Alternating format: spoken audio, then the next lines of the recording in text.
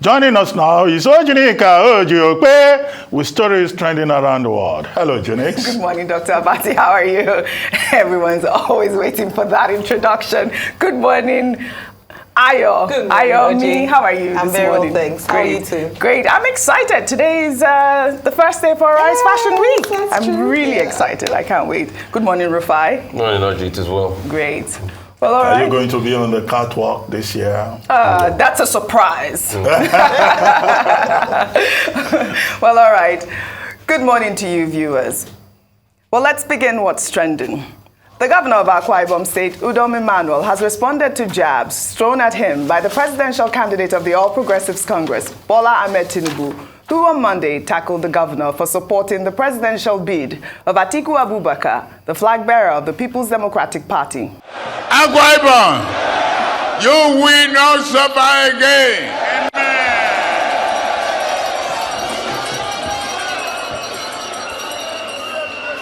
That boy will bring Atiku here, where they call himself governor. Tell him enough is enough.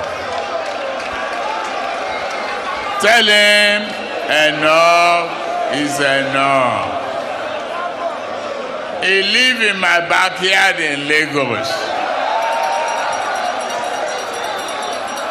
If not be because we be one, I will drive him home.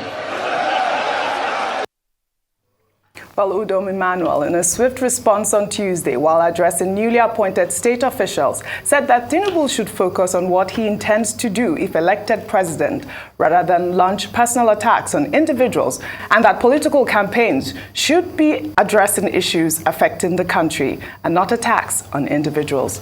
Let's take a listen before we come back for a discussion. When you leave what you can do for people, I've been talking about other people, it means you don't have anything to offer people. And you know, like today, if I wanted to answer Asiwaju, I mean, he won't carry the kind of insult that would have insulted him. I've given you international stadium. I've given all the respect. You are coming. He said that boy that brought Atiku here and called himself a governor. What an insult. In a whole state. And then our people were there clapping, other governors were there. What an insult. If you don't have anything to tell people, then you come and go. I also go to other states. If you watch our campaign, my principal had never spoken about any governor. My principal had never spoken about Asiwaju openly before. I don't want to answer him, but I will answer him one day. And he should forget, when Asiwaju came back from Nadeko, the first point he launched out to become a politician today was on my table in my office. I can tell you the exact amount that was given unto him. And today, the first person, coming to my state, I've given you all the cooperation, the stadium that I maintain, the airport you are landing. I'm the one maintaining the airport, not the federal government. I've never gotten the support from federal government by 1 naira before. I've applied for a free trade zone because of the MRO. Up to today, the federal government has not answered me. So I gave you everything. The apron you are packing, I'm the one that doing that. And Akwa Ibom people are just there watching him. I mean, come on, he's insulting 7.9 million people. I don't think there is any Akwa Ibom person that can get into Lagos. He's not even from Lagos. That can get to wherever he's coming from and then be insulting them, and then that Akwa Ibom person would have left that day. Well, yeah, I don't know what he means, but I don't have time to respond to Tinubu at this point. I mean, that was some serious... You described him. Complete. Yes, and was there, and he gave receipts as well. Yes. So, we love when this happens because we hear stories that we didn't know happened. Ensued. So, for instance, that he on his table gave Asiwaju money, post Nadeko, and there's nothing wrong with that. But I think that and as he said rightly, coming to his state where he, the governor, had provided.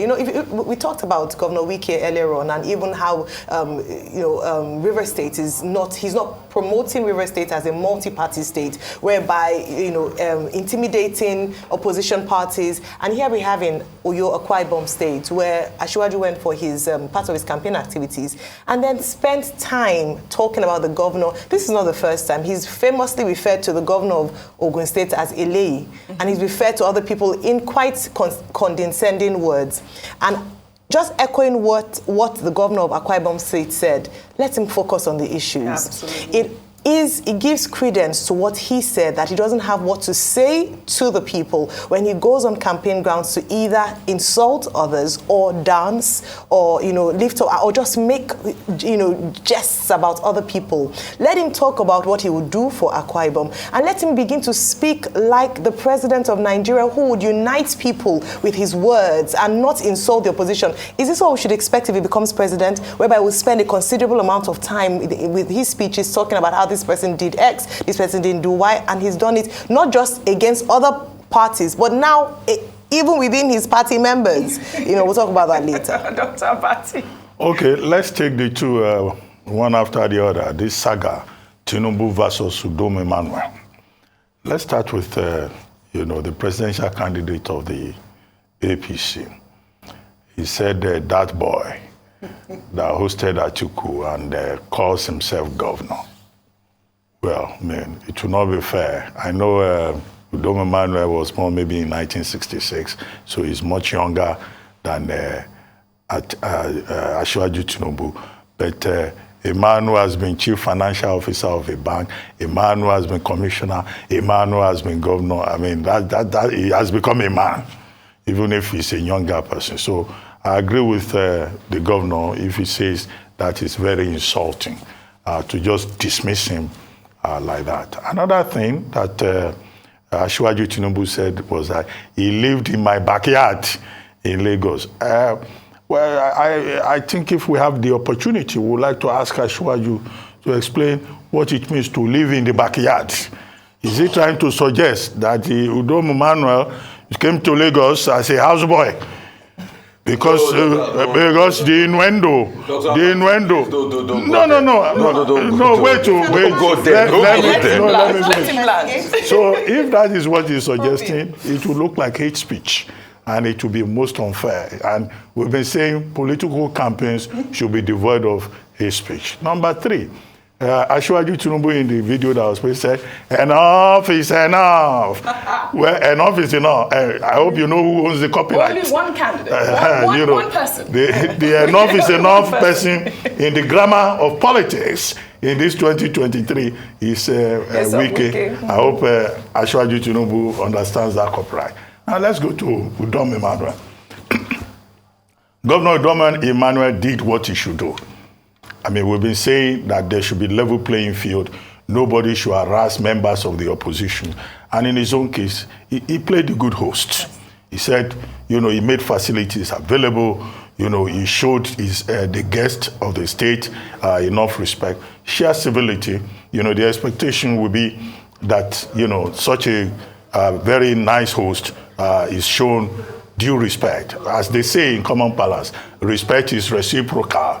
So Asiwaju, having not observed that principle, has now forced the governor to respond in almost equal measure. And he too will still need to give us some clarifications. He said when Asiwaju came back from Nadeko, that the money he used to launch himself into politics was from his desk. So we need some clarification there. Is it that the governor at the time, when he was maybe chief financial officer at Zenith Bank, or maybe when he was working in Diamond Bank, did he donate money to Asiwaju, or Asiwaju Tinubu came to the bank to collect his own money that is in the bank? If it's his own money that he came to collect, that should not be a big issue to play politics with. But he made a very strong point about campaign being based on principles.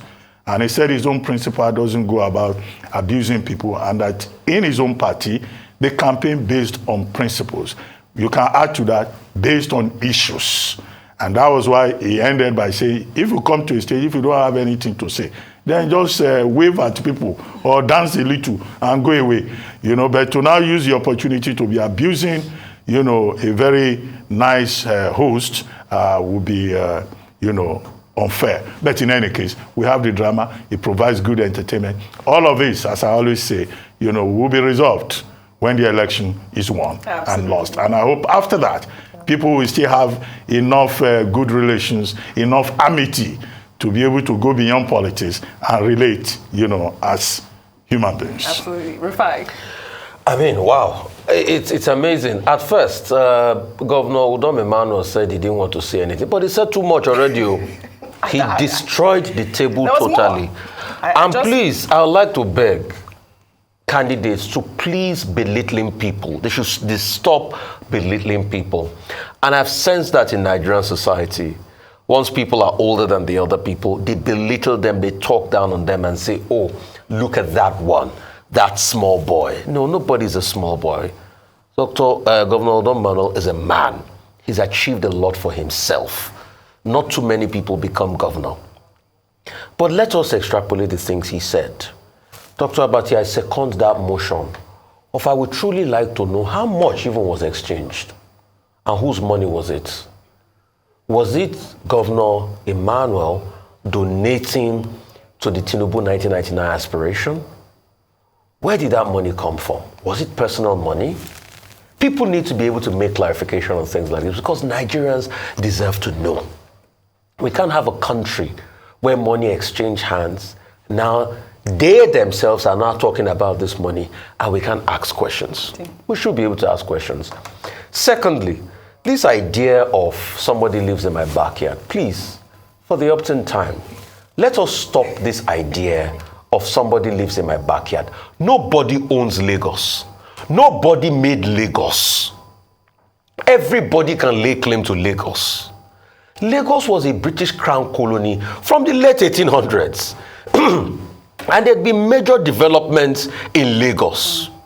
Lagos had electricity as at the 1920s, even before most European cities. There's been a massive level of development in Lagos. Absolutely. And I've been doing something on my pages on social media, the history of Lagos, because a lot of people need to know that this Lagos you are seeing had emerged long ago. We had ordinances about Lagos where streets of the Lagos Island were mapped out. The reclamation of the land that is Ikoyi today was done in the 1920s. We had waterworks in Lagos, pipe-borne water, as at the 1920s, 1930s. This Victoria Island beach was set aside to be an area for recreation for British colonial officers as at the late 1800s, the 1890s. We had a currency union in Lagos. So please, let us stop this talk about Lagos and my backyard and anybody. No, I think we need to stop that conversation. And you know why I'm saying it? For the sake of the children that are just coming up that were not taught history. Okay. All right. Well said. And please, let us campaign cleanly and stop abusing people. This has to stop. Okay. But we need to get to the nitty-gritty of that money that exchange hands. That's fine.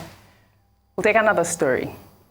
The internal wranglings within the All Progressives Congress took a dramatic turn on Tuesday after the Governor of Kaduna State alleged on live television that some persons within the government are not happy with the outcome of the APC presidential primary and as such are working against the party winning the elections. I believe that there are elements in the villa that want us to lose the elections because they didn't get their way. They had their candidate.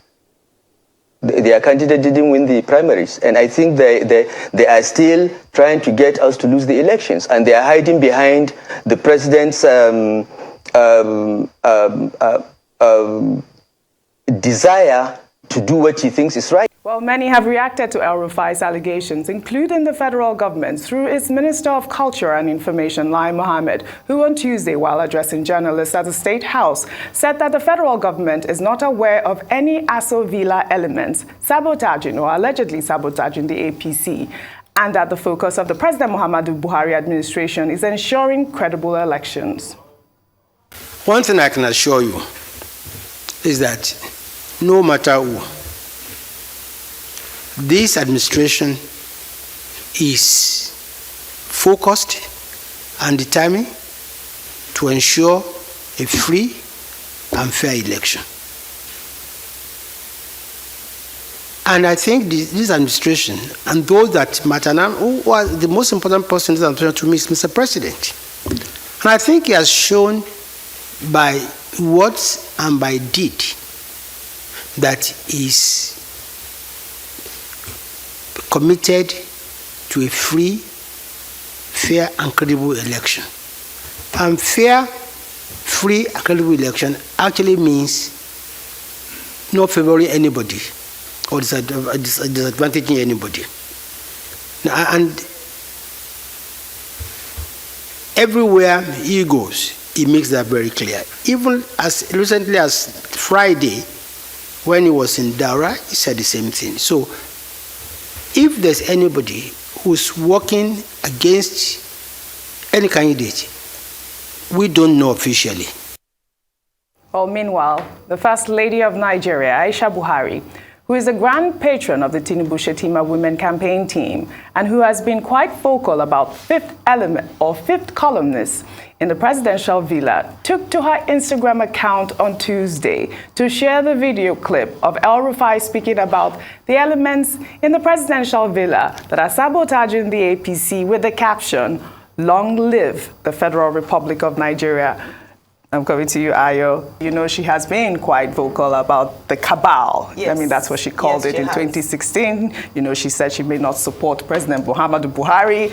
And then in 2019, she came out to say that there are bad people in Aso Rock. What do you make about that and El Rufai's comment? Okay, so like we asked, we had juxtaposing both with hers. Yes, we had an interview earlier on, and then we asked as to who, Mr. Ajiboye, the Deputy Director of Media of the PCC, APC-PCC, and we asked him if they could name these members. It's not enough. I think we've heard enough about the cabals, and if they're bold enough to keep coming out to talk about them, in the interest of the people of Nigeria, can they mention who these people are? And then in terms of Alhaji Lai Mohammed saying that the president has promised free, fair and credible election, that's all well and good. In the spirit of fairness and freeness, it is also important for them to allow their presidential candidate to campaign without sabotage. So the issue here is on sabotage. So if it is truly a free, fair, and credible election, it means that you're not favoring, neither are you trying to sabotage the campaigns of anyone, whether it be Asiwaju Bola Ahmed Tinubu, whether it be Mr. Peter Obi, whether it be Atiku Abubakar. It means there's a level playing ground for everyone to play. So the issue here is about sabotage. And then when you make statements like this, you begin to wonder, Nigerians begin to wonder that what is really going on in the APC. Earlier on had said, with the PDP, we are aware of who the cabal, G5 governors are very vocal. They even have Ashwebi when they go for events. So they have stated, they have taken their stance, and they have stated the reason why they've taken that stance. In the APC, who are these people, and why have they chosen not to support their own presidential candidate? So these are questions that Nigerians are asking, and then again, a house divided against itself cannot stand. Absolutely. If the party itself does not believe in their own candidates, why should Nigerians believe in their candidates? I'll take you up on that. A house divided cannot stand. We'll take another story. Amid growing pressure to announce his preferred candidate in the forthcoming presidential election, the Rivers State Governor, Nyesom Wike, has denied ever making a public pronouncement that he will announce his preferred presidential candidate, stating that he never told the public the method by which he would disclose his choice. Well, many have reacted to his comments, especially because he made the declaration in public during an inauguration ceremony in Rivers State. January next year, I will campaign to my people whom they will vote for. I will campaign to my people whom they will vote for. So all of you who have been in suspense, who have been saying all kinds of things, abusing me, wait. January has come. January has come. Not only will I tell them where they will vote, I will move from state to state and why they should vote for the people I think they should vote for. Nothing will happen. So all of you appearing on television, abusing me, don't waste your saliva again. January is a come. January is a All right, let's take some reactions. Well, this person wrote, January has come and gone, still no show. So it's only 3 weeks of support that Wike is planning to give his candidate? Campaign started 4 months ago, and up till now, he's still they play hide and seek. A very unserious fellow, full of vibes and insha flyover. Well, JJ Omojua wrote, Did Wike announce his candidate like he said he would? Because tomorrow is not January 32nd. If he didn't, that's proof that posturing like a lion is one thing, being a lion is another. If he did, irrespective of who he chose as his candidate, he is a lion. Dakuku Peterside, reacting to Wike's comments, described the governor as lacking courage, tact, reason, and finesse. In a statement released on Tuesday, Peterside challenged Wike to name his presidential candidate. His statement read in part: Wike avoids difficult conversations, lacks vision, and pursues personal interests above people's interests. I dare Wike to tell the people the presidential candidate he is supporting, if he is a man. He had promised his fans that he will unveil his candidate latest January, but he lacks the courage to take a position. Dr. Abati. Well, I mean, into all of this, Wike too has responded. If you want to add to the people who criticize him, add Jackson Ude, who says Wike is afraid of suspension. Add to it the statement signed by Senator Sekibo, reacting to the withdrawal of approval for the use of the Amiksimeka Stadium, in which Wike was accused of anti-party activity and that he is not in a position to accuse anybody else. Add to it Bashanodele Momodu's statement, who says, look, the whole thing has ended as an anticlimax, and that if it is true that Wike is supporting Tinubu in Rivers State, then he shouldn't even expect that even if Tinubu gets 25% in Rivers State, the credit will not go to him. The credit will go to Rotimi Amechi and Tonye Cole, who is the candidate of the party in the state. Add to it Shehu Sani, who says, look, this whole G5 matter has come to a dead end, just as said Bashanodele Momodu said. But Wike said in Port Harcourt yesterday that he never told anybody that he will make an announcement on camera.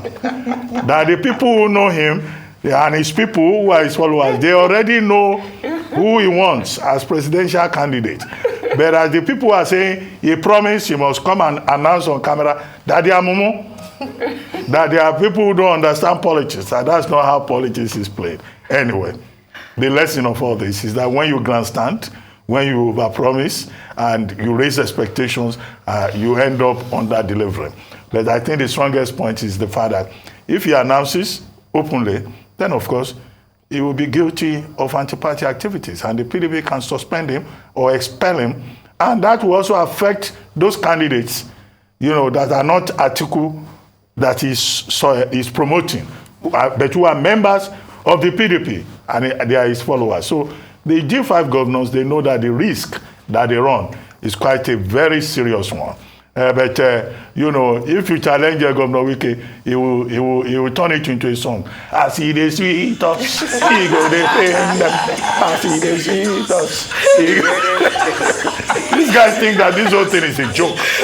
But we Nigerian people, we think it's serious business that must be taken seriously. Absolutely. Anyway, it just shows that Governor Wike didn't think this through, and like I always said, if you're going to fight somebody, have an end plan. And he missed the end plan. So there was nothing about this G5 Shakara. In the spirit of songs, Fela Kuti sang, Irọ́ ni o kò lè jà, òjé ló jẹ́, kí ló ṣe ń pè? Ṣàkàrà olóòjé ni, ṣàkàrà olóòjé ni o, ṣàkàrà olóòjé ni, ṣàkàrà olóòjé. Anyway, we have to go now. So for your great analysis, as always, on What's Trending. This was fun. Well, that's all I have for you on What's Trending today. I'll see you all tomorrow.